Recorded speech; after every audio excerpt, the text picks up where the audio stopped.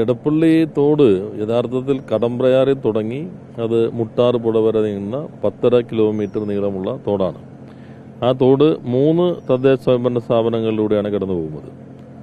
തൃക്കാക്കര, അത് കഴിഞ്ഞാൽ കൊച്ചി കോർപ്പറേഷൻ, പിന്നെ കളമശ്ശേരി. 3 നഗരസഭകളിലൂടെ കടന്നു പോകുന്ന ഇറിഗേഷൻ്റെ മേൽനോട്ടം വഹിക്കുന്ന തോടാണ് എടപ്പള്ളി തോട്. അപ്പോൾ അത് കുറച്ച് കാലമായി എടപ്പള്ളി തോട് വൃത്തിയാക്കണമെന്ന ആവശ്യം ഉയരാറുണ്ട്. കഴിഞ്ഞ വർഷവും ഓപ്പറേഷൻ വാഹിനിയുടെ ഭാഗമായും കോർപ്പറേഷൻ പദ്ധതിയുടെ ഭാഗമായും എടപ്പള്ളി തോട് വൃത്തിയാക്കിയിരുന്നു.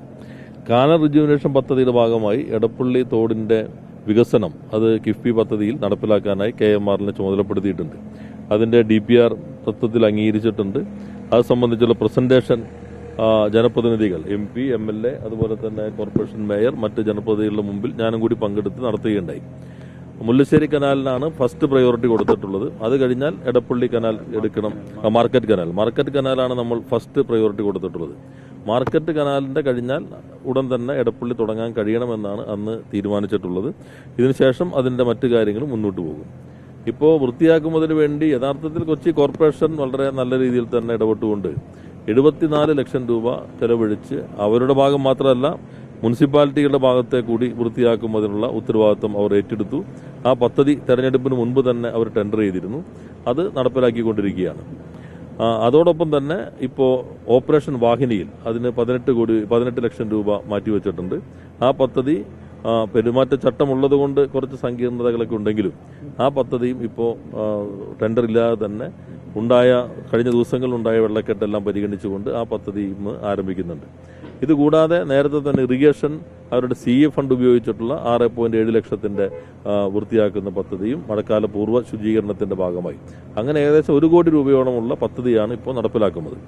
അതിൽ നേരത്തെ പറഞ്ഞതുപോലെ ഇപ്പോൾ കൊച്ചി കോർപ്പറേഷൻ മാത്രമല്ല, തൃക്കാക്കര മുനിസിപ്പാലിറ്റിയും കളമശ്ശേരി മുനിസിപ്പാലിറ്റിയും, ഇപ്പോൾ കളമശ്ശേരി മുനിസിപ്പാലിറ്റിയുടെ പ്രധാനപ്പെട്ട ആളുകൾ നേരത്തെ ഇവിടെ ഞങ്ങൾ വന്നപ്പോൾ ഉണ്ടായിരുന്നു. അവരും അടുത്ത തവണ ഉത്തരവാദിത്വം ഒരു ഭാഗം നിർവഹിക്കാൻ തയ്യാറാണ് എന്ന് ഇവിടെ സൂചിപ്പിക്കുകയുണ്ടായി. തൃക്കാക്കരയും എനിക്ക് തോന്നുന്നു കോർപ്പറേഷനേക്കാൾ വരുമാനമുള്ള ഒരു നഗരസഭയാണ്. അപ്പോൾ അവർ ഒരു ഏകോപനം 3 നഗരസഭയും കൊച്ചി കോർപ്പറേഷനും 2 നഗരസഭകളുടെ ഏകോപനം ഇറിഗേഷന്റെ മേൽനോട്ടവും കൂടി അടുത്ത വർഷത്തേക്ക് ഉറപ്പുവരുത്തണമെന്നാണ് കാണുന്നത്.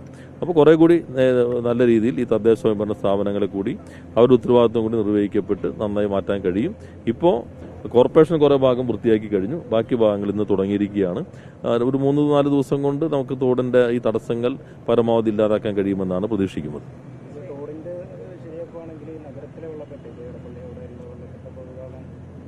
ഏതെങ്കിലും ഒരു ഘടകത്തെ മാത്രം ഇതല്ല വെള്ളക്കെട്ട് നിൽക്കുന്നത്. നമുക്ക് അറിയാവുന്ന പോലെ ഇപ്പോൾ കളമശ്ശേരിയിൽ കഴിഞ്ഞ ദിവസം 157 മില്ലിമീറ്ററാണ് മഴ പെയ്തത്. കുസാറ്റിന്റെ ഇന്ന് അവരുടെ റിപ്പോർട്ട് കാണുകയുണ്ടായി. കേരളത്തിലെ ഏറ്റവും ചുരുങ്ങിയ സമയം കൊണ്ട് പെയ്ത ഏറ്റവും വലിയ മഴയാണ് കളമശ്ശേരിയിൽ എന്നാണ് കുസാറ്റിന്റെ ഈ റിപ്പോർട്ട് കാണുകയുണ്ടായി. അപ്പോൾ എല്ലായിടത്തും കാനകൾ അതിനനുസരിച്ച് ഇനി മാറ്റം വരുത്തേണ്ടതുണ്ട്. നമ്മുടെ തദ്ദേശ സ്വയംഭരണ സ്ഥാപനങ്ങളുടെ ഡ്രെയിനേജ് സംവിധാനം ഈ പുതിയ പ്രശ്നങ്ങളെ കൂടി മനസ്സിലാക്കിക്കൊണ്ട് അത് മാറ്റങ്ങൾ വരുത്തേണ്ടതുണ്ട്. അതോടൊപ്പം തന്നെ വെള്ളം പൂർണ്ണമായി ഒഴുകിപ്പോകുന്നത് അതിനാണ് 3 വർഷം മുമ്പ് നമ്മൾ ഓപ്പറേഷൻ വാഹിനി നടപ്പിലാക്കി. അത് നല്ല രീതിയിൽ തന്നെ കഴിഞ്ഞ 2 വർഷങ്ങളിൽ വെള്ളക്കെട്ട് ഒഴിവാക്കാൻ സഹായകരമായിരുന്നു. ഈ വർഷം പെരുമാറ്റച്ചട്ടം ഉള്ളതുകൊണ്ട് നമുക്ക് ടെൻഡർ നടപടികളിലേക്ക് പോകാൻ തടസ്സമുണ്ടായിരുന്നു. ഇപ്പോൾ ഈ അവസ്ഥ വന്നപ്പോഴാണ് ടെൻഡർ ഇല്ലാതെ തന്നെ മുന്നോട്ട് പോകാൻ അനുമതി കിട്ടിയത്. അപ്പോൾ അതെല്ലാം പരിഗണിച്ചുകൊണ്ട് പരമാവധി പ്രശ്നങ്ങൾ പരിഹരിക്കാൻ ഏകോപന സംവിധാനം എന്ന നിലയിൽ പ്രവർത്തിക്കുന്നുണ്ട്. കളക്ടർ നേരത്തെ തന്നെ തെരഞ്ഞെടുപ്പ് പെരുമാറ്റച്ചട്ടം ഉള്ളതുകൊണ്ട് ഞങ്ങൾക്കൊന്നും യോഗം വിളിക്കാൻ പറ്റാത്തതുകൊണ്ട് കളക്ടറും കോർപ്പറേഷൻ സെക്രട്ടറിയും നേതൃത്വം നൽകിക്കൊണ്ടാണ് കോർപ്പറേഷന്റെ പ്രവർത്തനങ്ങൾ മുന്നോട്ട് കൊണ്ടുപോയിട്ടുള്ളത്. ജില്ലയിലെ പൊതുവായ പ്രശ്നങ്ങളിലും കളക്ടറും ഉദ്യോഗസ്ഥരത്തിലുള്ള യോഗങ്ങൾ നടക്കുന്നുണ്ട്. ഈ പരിമിതി ഉണ്ടെങ്കിലും ഞങ്ങളും അക്കാര്യങ്ങളിലെല്ലാം മേൽനോട്ടം വഹിക്കുന്നുണ്ട്.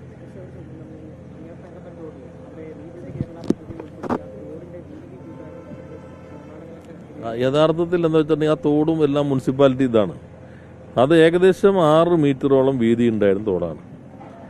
എല്ലാവരും ഒരേ ധാരണയിൽ തന്നെ നിന്ന് അതിൽ 1/2 മീറ്റർ തോട് മതി, ബാക്കി റോഡാക്കിക്കോളാൻ തീരുമാനിച്ചു. അത് സ്ലാബ് ഇട്ടിട്ടില്ല, മൊത്തം മൂടി 1/2 മീറ്റർ വീതിയിലുള്ള തോടാക്കി മാറ്റി. ഈ വെള്ളമെല്ലാം ഒഴുകി വരുമ്പോൾ സ്വാഭാവികമായിട്ടും അവിടെ നിന്ന് മുന്നോട്ട് പോവില്ല. മൂലപ്പാടത്താണെങ്കിൽ ഹൈവേയുടെ നിർമ്മാണം തുടങ്ങിയ അന്ന് മുതൽ പ്രശ്നം വന്നതാണ്. എന്നാൽ അതൊരു പാടായിരുന്നു. അവിടെ നിന്ന് ഒരു തോട് നേരെ പോയിട്ട് സാലീസിന്റെ അവിടെ വരെ വഞ്ചിക്ക് പോയൊരു തോടുണ്ടായിരുന്നു. അത് പൂർണ്ണമായിട്ട് നികത്തപ്പെട്ടു. ഹൈവേ വന്നതോടുകൂടി നേരത്തെ ഉണ്ടായിരുന്ന കൾവർട്ട് അടയ്ക്കപ്പെട്ടു. ഈ ഹൈവേ അല്ല, നേരത്തെ HMT ജംഗ്ഷനിൽ നിന്ന് മാറി പുതിയ ഹൈവേ വീതി കൂട്ടിയപ്പോൾ അവിടെ കൽവർട്ട് അടയ്ക്കപ്പെട്ടു. അത് കുറേ കാലമായി വെള്ളക്കെട്ടായിരുന്നു. അതിന് ശാശ്വത പരിഹാരം കിട്ടാൻ എന്താണെന്നുള്ളൊരു 3 വകുപ്പുകളുടെ ഒരു കമ്മിറ്റി രൂപീകരിച്ചു. PWD, NHA, റെയിൽവേ, അവരുടെ നേതൃത്വത്തിൽ റവന്യൂ, ഇത് മുനിസിപ്പാലിറ്റി, ഇവർ ചേർന്നിട്ടാണ് PWD ഒരു കൽവർട്ട് പുതുതായി നിർമ്മിക്കുക. അവിടെ നിന്ന് വെള്ളം വരുന്നതിന് ഇപ്പോൾ ഹൈവേയുടെ ഉള്ളത് കുറേ കൂടി വലിയ തോതിലുള്ള ഒരു സംവിധാനം കൂടി കൊണ്ടുവരിക. അപ്പുറത്ത് റെയിൽവേ ഒരു കൽവർട്ട് നിർമ്മിക്കുക. സ്റ്റേറ്റ് ഗവൺമെൻറ് ചെയ്യാവുന്നത് PWD ആണ്. അത് പൂർണ്ണമായിട്ടും കൽവർട്ട് നിർവഹിച്ചു. ഹൈവേ അവർ പ്രൊജക്ട് അംഗീകരിച്ചു. 3 തവണ ടെൻഡർ വിളിച്ചിട്ട് ആളെ കിട്ടിയില്ല. ഇപ്പോൾ ടെൻഡറിൽ ആളായിട്ടുണ്ട്. 17-ാം തീയതിയോടുകൂടി അത് തുടങ്ങും. റെയിൽവേ എപ്പോഴും കൽവർട്ടിന് അംഗീകാരം നൽകിയിട്ടില്ല. സ്വാഭാവികമായിട്ട് ഈ വെള്ളം റെയിൽവേയിൽ വന്നാൽ റെയിൽവേ ട്രാക്കിനെ ബാധിക്കുന്ന സാഹചര്യം ഉണ്ടാവും. പിന്നെ കയ്യേറ്റങ്ങൾ ഒഴിപ്പിക്കണം എന്ന് പറഞ്ഞ് നമ്മൾ 1 വർഷത്തിന് മുമ്പ് തന്നെ റവന്യൂ ഡിപ്പാർട്ട്മെൻറ്റ് സർവേയറെ പ്രത്യേക ടീമിനെ നിയോഗിച്ച് മാർക്ക് ചെയ്ത് കൊടുത്തിട്ടുണ്ട്. ആ കയ്യേറ്റങ്ങൾ അവിടെ ഒഴിവാക്കണം. അതോടുകൂടി ആ ഭാഗത്തെ കുറേ പ്രശ്നങ്ങൾ പരിഹരിക്കാൻ കഴിയും. പൊറ്റച്ചാൽ യഥാർത്ഥത്തിൽ മുനിസിപ്പാലിറ്റിയുടെ ആണെങ്കിലും ഈ വെള്ളം വർദ്ധിപ്പോൾ PT തോമസ് MLA ആയിരിക്കുന്ന സന്ദർഭത്തിൽ അവിടെ ഒരു പദ്ധതി നടപ്പിലാക്കി തൃക്കാക്കരയിൽ നിന്നുള്ള വെള്ളം കൂടി ഇങ്ങോട്ട് വരുന്നുണ്ട് എന്ന് ചിലരിപ്പോൾ പ്രശ്നം ഉന്നയിക്കുന്നുണ്ട്. അപ്പോൾ അതെല്ലാം വെച്ച് നമ്മളൊരു മാപ്പിംഗ് നടത്തി. നമ്മുടെ ഇറിഗേഷനിലെ ശ്രീ ബാജി അതിപ്പോൾ റിട്ടയർ ചെയ്തു. അദ്ദേഹത്തിൻ്റെ നേതൃത്വത്തിൽ ടീം വർക്ക് ചെയ്തു. വലിയൊരു ഡോക്യുമെൻ്റ് തന്നെ തയ്യാറാക്കിയിട്ടുണ്ടായി. അതിനടിസ്ഥാനപ്പെടുത്തിയിട്ടാണ് 14.5 കോടി രൂപയുടെ ഒരു പദ്ധതി സമർപ്പിച്ചിട്ടുള്ളത്. അത് റീബിൽഡ് ഇനീഷ്യേറ്റീവിലാണുള്ളത്. പക്ഷേ നമ്മുടെ റീബിൽഡ് ഇനീഷ്യേറ്റീവിൽ ഇപ്പോഴത്തെ ഒരു സാമ്പത്തിക സ്ഥിതി വെച്ചിട്ട് പുതിയ പദ്ധതികളൊന്നും ഏറ്റെടുത്തിരുന്നില്ല. എന്നാൽ ഈ കാര്യങ്ങളെല്ലാം ചൂണ്ടിക്കാണിച്ച് ഇത് മാത്രം പ്രത്യേകം പരിഗണിക്കണം എന്ന് ആവശ്യപ്പെട്ടിട്ടുണ്ട്. മുനിസിപ്പാലിറ്റിയുടെ ഭാഗത്തുനിന്നും ആവശ്യമായ നടപടികൾ അവരും സ്വീകരിക്കേണ്ടതുണ്ട്.